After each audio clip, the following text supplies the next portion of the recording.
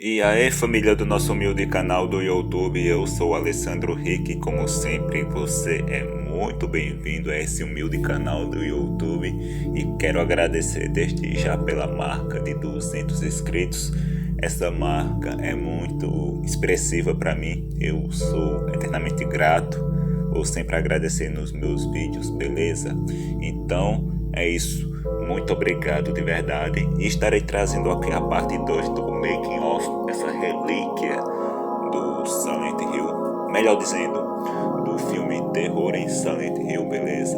A parte 1 estará aí na descrição do vídeo, beleza? Se você não assistiu, assiste antes de assistir esse aqui, beleza? Então é isso, sem mais enrolação, sem mais delongas, vamos partir pro vídeo. It was Christoph's vision that Rose is very much a normal person in this unnormal world. But she does get to engage in stunts, which is like every actor's fantasy. Steve Leseski was the stunt coordinator on Silent Hill. I always want Steve on any size picture, big or small. He can make things happen safely and quickly and magically so that people can be transformed. For a movie that is basically set out on the surface to be non-action, there are a lot of action elements incorporated throughout the entire filming of the project. Rhoda Mitchell and Laurie Holden both have an extreme level of attention to detail for every single action and reaction that they do. I think that he made a great job training the actor how to move, how to shoot, how to jump, and be credible. Can you do that with a skirt? They want every bit of their performance to be as realistic as possible. It's an extreme amount of work for both of them, and the physical labor that goes into, as well as the acting that they have to do at the same time, has just gotten phenomenal as the days have gone on. I've gotten together with him, and he's really helped choreograph these fight sequences. I go through the whole sequence. He watches where my feet are, what foot I pivot on, where my weight transfer goes, when the ass baton gets snapped open, and what its arc is to make it look good for the camera. They ask these questions for every single action element they do. Yeah, so that's good. Hands look,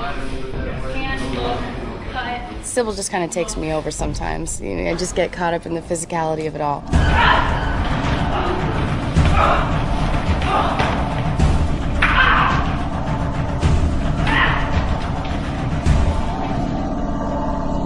If you review the scene, you'll see that Sybil is not wearing any protective gear on her arms, and the miners are wearing these huge costumes with 1.5 inch thick metal underneath them. So every time I was hitting them, I was scraping up my arm, pretty much my right arm mostly, but both of them. And they were bruised and cut up and scabbed, but at the end of the day, it was so fun and exciting, and I look at all my war wounds as my badges of honor.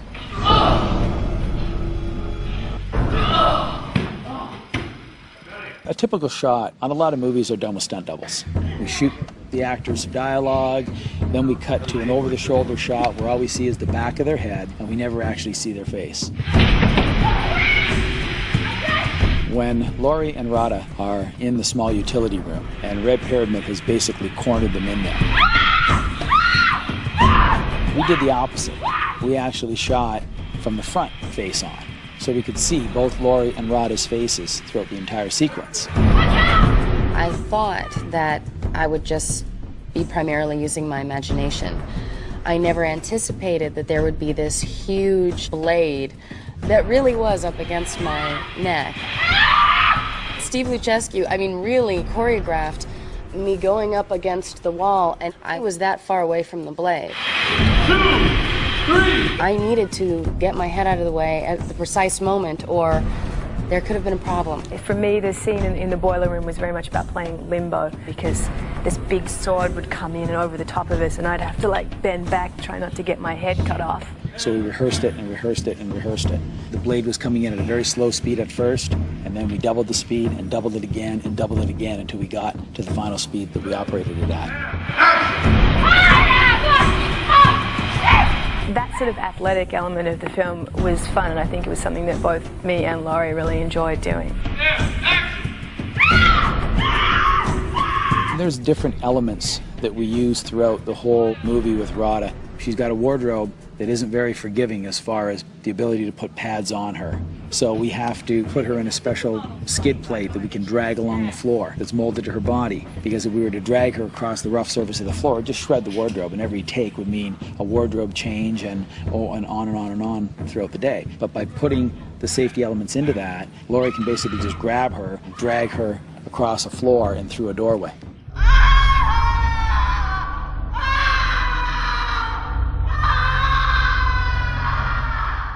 I think most actors love wire work because it gives them the ability to do a lot of acts that they would never be able to do without the assistance of the wires. We get to see their face on camera. They get to jump higher and jump further than they can physically do all by themselves. So they get to play, they get to have fun, and they get to see their faces on the screen doing it, and so do the audiences. There is one scene, and I think it was one of my favorite days, where I come across a pit and I see Dark Alessa for the first time. And in order to get to her, I have to jump over all these metal beams. Radha's background didn't encompass any kind of wire work. So we started working with her, putting her in a harness, walking her on the ground, and taking her in small little jumps. And she caught on extremely quickly. And she just wanted to do more and more. She wanted to see the stunt double, how the stunt double would do it, and then she just simply wanted to do it.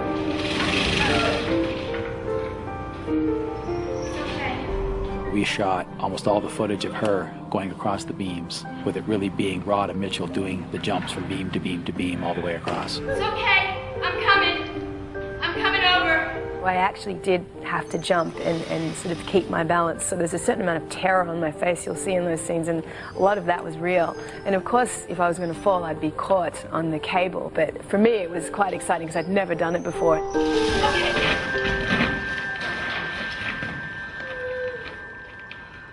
Sybil sacrifices her life. This character wakes up to a fire at her feet and dies by fire. How do you prepare for a scene like that? It was absolutely terrifying. It was boiling hot. I was on a 35-foot ladder with a metal harness that was digging into my skin, and they lowered me over a fire. There were real spikes coming out of the ground, metal and wood, with the fire, and all I thought was, as I was being lowered, one slip up and I'm impaled. So the terror and the fear and the heat was all very real. They try always to find a place for the real actor to do their part in order to be as close to reality. So we can make each one of the shots incorporating the actors' faces. It makes it a great shot. They love it.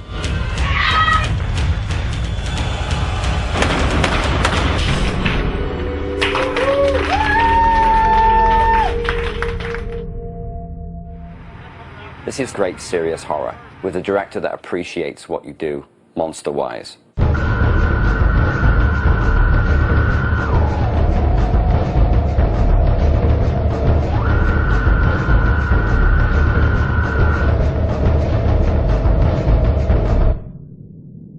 I think a lot of horror movies work on the idea that less is more, and if you don't see the monster, it's scarier. Whereas Christoph's really brave. He shows you the monsters and features them, and you see them, and they're not gory, kind of ridiculous characters. There's an elegance to them as well.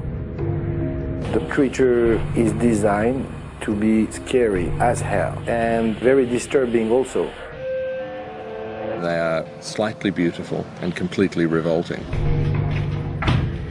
My favorite monsters ever have been in this movie. They're bizarre and creepy, and they look like they've come out of some sadomasochist handbook. The monsters in Silent Hill sometimes are pathetic and strangely human. They're based on almost nightmares. Christoph's mantra right from the beginning was, I don't want disgusting, I want disturbing. Disgusting and disturbing are very, very different. Disgusting and disturbing are this twisted human shape. It's not disgusting, but it's very, very disturbing. But something you can't take your eyes off. He doesn't want people to turn away, he wants people to be entranced.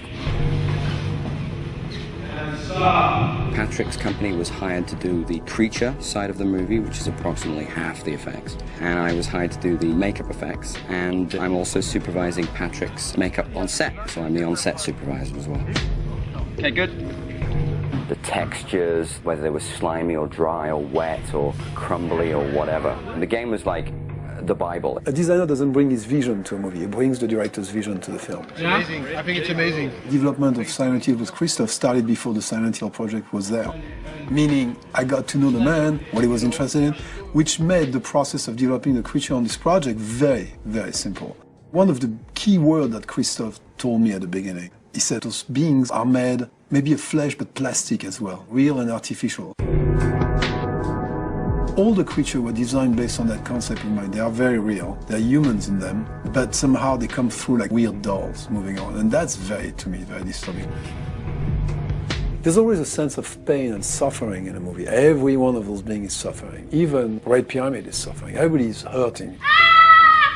Screaming is another thing that Christoph wanted to see everywhere. He says he wants those things to scream all the time. I'd like now to introduce you to my favorite character on set. My personal favorite one is the armless character. Visually, I think that's my favorite monster.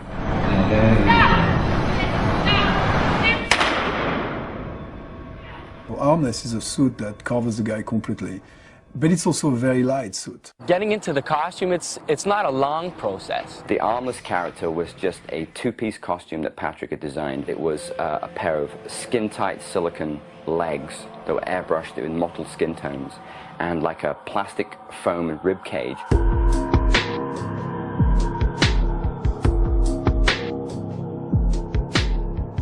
Over the top of that was stretched a big silicone condom that was about 4 feet long, which strapped onto the actor Michael. Breathing is hard. If you're claustrophobic, like, you can't do it. Oh, I'm breathing through the hole. Yeah, opening this. And it comes with a mouthpiece with an air tube that goes through my bodysuit and out the back of my suit. So it's all like that. Patrick had designed it so Michael could wear the costume. There would be a manifold built into the chest and a little kind of a vent and a hose that would be plugged into a big pressurized container full of black methocel, which is essentially food thickening agent mixed with water and black pigment. And on cue, we were able to spray this out of Michael's chest. 3, 2, 1, spray! Cut it!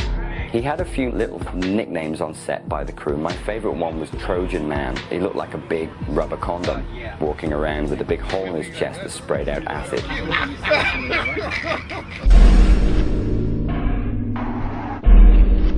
The Grey Child, that was something totally created from scratch. And the idea was having your skin sliding backward. I don't want the whole skull and jaws to be deformed. If this happens, you retain a face, a skeleton face here, just the skin is being pulled away, which is exactly the effect that Christoph wanted. Grey Child was essentially a foam latex and silicone bodysuit, which Patrick had created, which completely covered Yvonne's body. Little feet appliances, which blended the suit down into her ankles, and hands and a head, which would be glued down over her body every day. That process, about 2.5 hours. You need to speak really loud. Yes. Yes. Once they dress me, it has to get sealed, it has to get painted, there's all the different parts of it get put on, and when I watch the guys paint my feet, it's incredible. It's like getting body art. They painstakingly paint all this work, and it's so beautiful.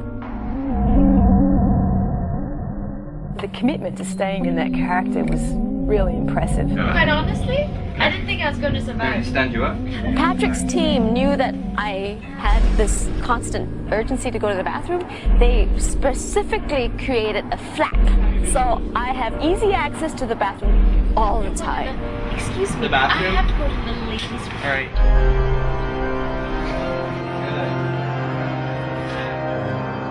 There was a lot of excitement on set when the nurses came to set because they were en masse, and because there were so many women that looked exactly the same with no faces, it looked kind of like a pack of animals.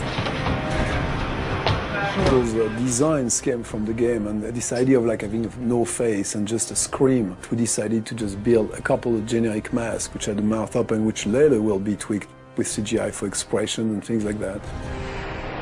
I created the costumes and the hats of the nurses. Essentially, we took a generic body form and sculpted distressed, rotting, putrefying skin in a very thin layer over that surface. We brought in 20 girls, so I created 20 latex nurse costumes, which did up with zip ties and Velcro, because they had to be extremely tight on the girls' bodies.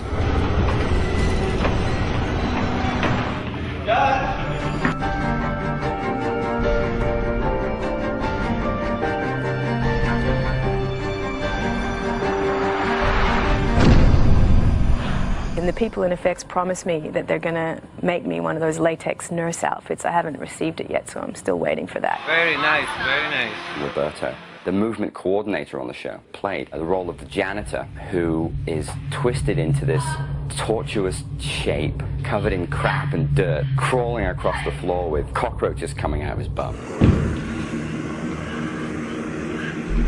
So what we did was we took a cast of Roberto and we created two elements, which was a full-size artificial body of Roberto, and that was dressed into a set with barbed wire, so the actress would come in and pull something out of his mouth. That was one element. The other element was Roberto in full prosthetic makeup with a fake pair of legs strapped to his back, bent up over and tied to his head with artificial barbed wire. The tattered costume he was wearing was dressed over the seam. Oh my God! And give him a pair of optical green pants, which we call these Kermit pants. I had green tights so that, of course, they could cut my legs off in post-production. Essentially, you could shoot it from the side and from the front and from behind, and it would give the impression that Roberto had been bent double.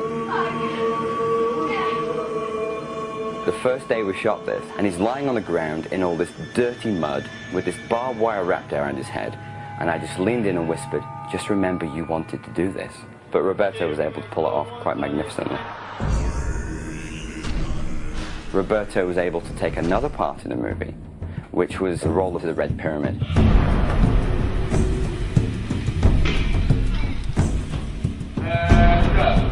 The fact that it was a character that appeared in the game pretty clearly, and on top of that, it's a fantastic looking character. There was not much need to try to do something different. We had to find the right proportion that would still allow an actor to carry this for hours on set. So we worked with very, very light material that are painted in such a way that they look extremely heavy, but bottom line, they were very light. My prosthetics, the upper body is glued to my skin, so the skin doesn't breathe, but it's so soft that it's like second skin. It was about 1, 2, 3, 4, 5 part prosthetic, which was blended into his skin, and artwork by me and my team. And we also, apart from painting his chest, his arms, and his neck, we also had to paint his bum cheeks and his legs, because I didn't give him the option of having underwear. That process took about 2.5 to 3 hours every time Roberto played. Also, Wendy Partridge had created a leg extension, so he was just shy of 7 feet tall in the complete costume. We really did come up with a very good 15-inch sole on this boot, and then with the costume coming back right down over the front of the feet, even though when you see him from behind it looks like skin and you don't know what it is, but he actually has a boot on that's 15-inch tall. The boots have two metal things on the outside wrapped with a band that closes with Velcro to hold my ankles really strong, so it's nice and steady. And not only is he 7 foot tall in the costume, he's also 25% bigger than all the other humans in the movie. To accomplish this effect, most of the time, it was just camera angles. But when he had direct interaction, i.e. grabbing somebody by the bloody neck, we created a miniature dummy for that effect.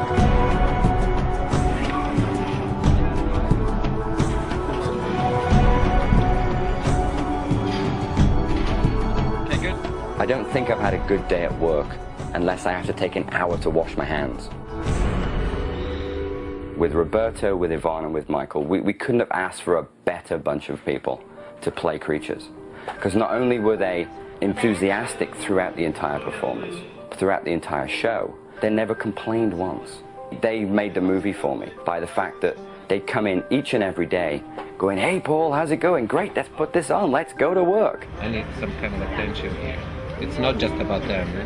The whole movie has been a blast. Every day you'd catch someone's eye and you'd just start laughing. This is why I got into the industry, to work on a big budget horror movie with a bunch of great people and do some cool work.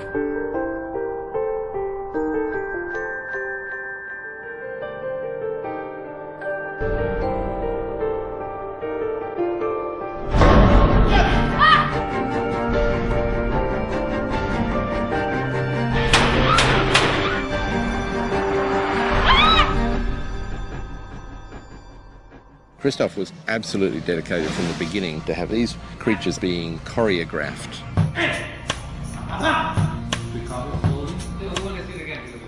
Roberto's the movement coordinator in the film. He coordinated the movement for the nurses, the grey children, the armless character.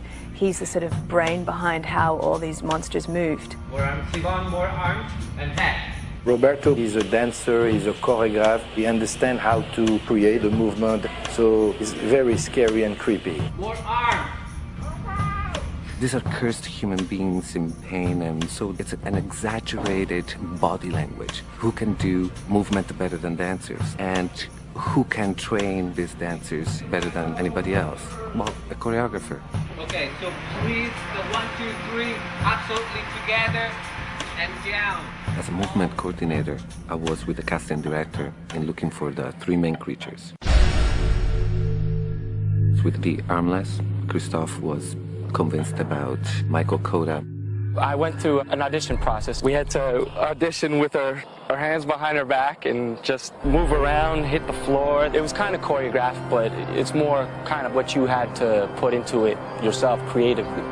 By moving with his arms back, you could see that he really had no arms. And the way he was already walking and putting the knees towards each other, and Christoph decided to go for Mike because it was angular, yet at the same time smooth. It was already freaky looking, without the costume on, without the prosthetics on. Make you go all the way. Wow. Wow. Yeah. We just tried a lot of different things, you know what I mean? We had to try the moves jumping, we tried it twisting, we tried it on the floor slithering, we tried it running, we tried it falling. If I'm being shot, how am I going to do that?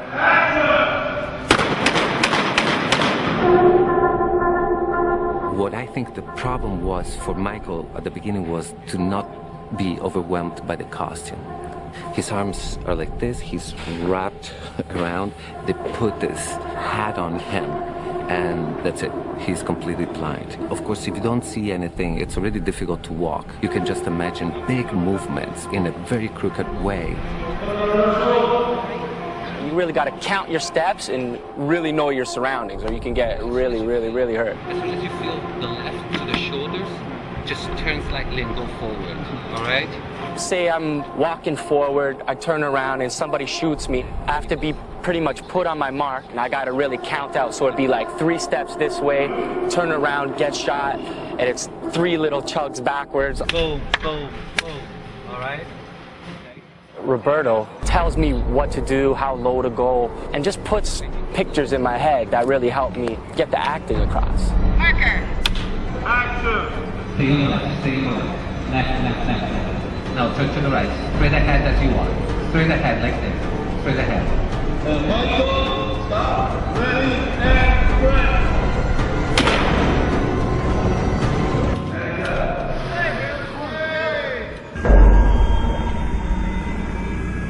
As far as Great Child, I called Yvonne because I thought she would be perfect. And when we put the video in for Christoph to see, he picked Yvonne instantly. Christoph and I had a little conversation. He really wanted us to embody what Great Child would really be, physically. From the shoulders, reverse the theory. Ooh. In the rehearsals, which really was the creative process, we played around with the idea of what a strange-looking creature child would be like, going on the basis of a kid. Oh, like a 2-year-old who can't balance. Yeah. And distorted it a little bit more. Found much more bizarre ways of how this creature would carry its arms, its head, how their feet might be. It's like a tightrope walker. Tightrope walkers, you know, they use their hands to balance. she could see a little bit from the ear. There was the little hole that she could see. But it's not always in line with my hole because the head shifts. Once in a while I'll get a glimpse of the outside world, and so through that I can make certain visual marks through that. Sort of helps a little bit, but a lot of it's through feeling and through Roberto yelling at me because I can't hear in that mass, neither can they hear me. So it is a different world. So try not to do a big circle. Action.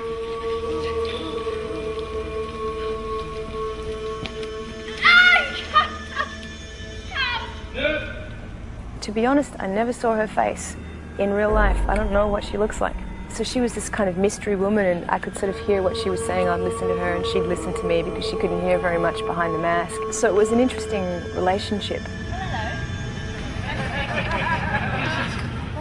Having Roberto on set has been great because being another dancer, a choreographer as well, he is able to speak my language. For instance, if somebody says to me, "Can you crawl?"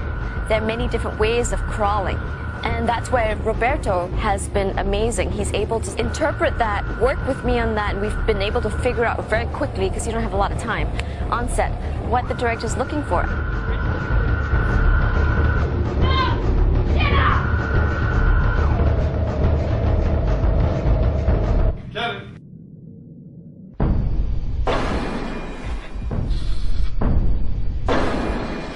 What I tried to do with the nurses was to be as close as I could be with the movement in the video game. I got into the studio, I knew exactly what I wanted, and Christophe was in the studio as well, and he knew exactly what he wanted to see.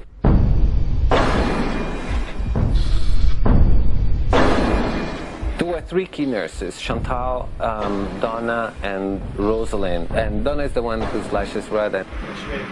You'll turn when it comes. Donna already in rehearsals came out with this really kind of aggressive movement that Christophe really liked, and he decided that Donna was going to be the one who was going to slash.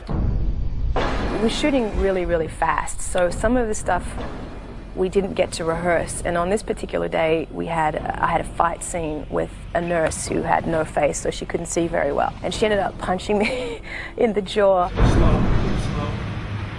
Very slow.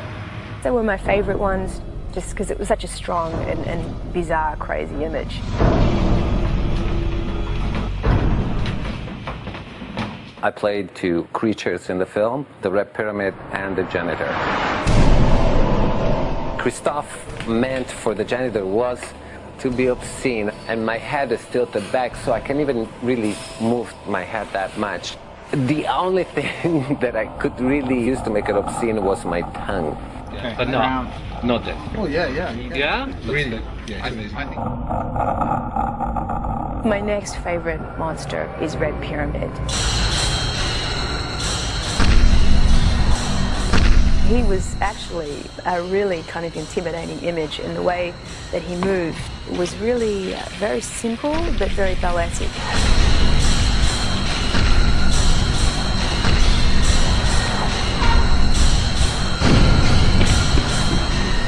What I was trying to do as much as I could was to reproduce exactly the movement from the video game. As soon as it hits, gravity hits, he goes with the sword, and then he flips it back. Exactly, that's the idea. I did my best effort, but the first day when all the elements were in place, meaning the tall boots and the helmet that is at least 12 pounds heavy.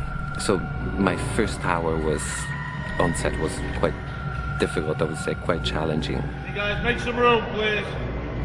And plus you're carrying this big heavy sword, which is not in reality, so it's all faked by the movement. I have to make the sword look like it's incredibly heavy, and so it adds to the movement.